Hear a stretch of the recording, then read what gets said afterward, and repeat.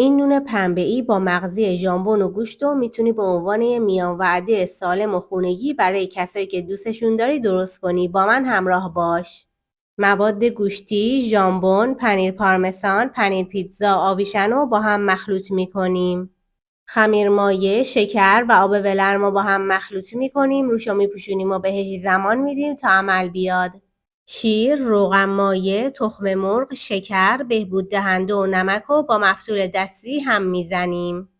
خمیر مایه عمل اومده هم اضافه و آرد و کم کم و با استفاده از الک روش میریزیم و با مفتول دستی هم میزنیم و این کار رو تا زمانی ادامه میدیم که خمیر به دستمون نچسبه. وقتی چسبندگی خمیر از بین رفت، خمیر رو به سطح کار منتقل و چندین بار به سطح کار میکوبیم و کاملا ورز میدیم. روی خمیر رو با سلفون میپوشونیم و 45 دقیقه بهش استراحت میدیم. بعد استراحت وقتی حجم خمیرمون 2 برابر شد، با دست پف خمیر رو میگیریم و اونو به چونه‌های 100 الی 150 گرمی تقسیم میکنیم. چونه ها رو به صورت دایره باز میکنیم، از مواد میانی در مرکزش میذاریم و با دست خمیر رو جمع میکنیم.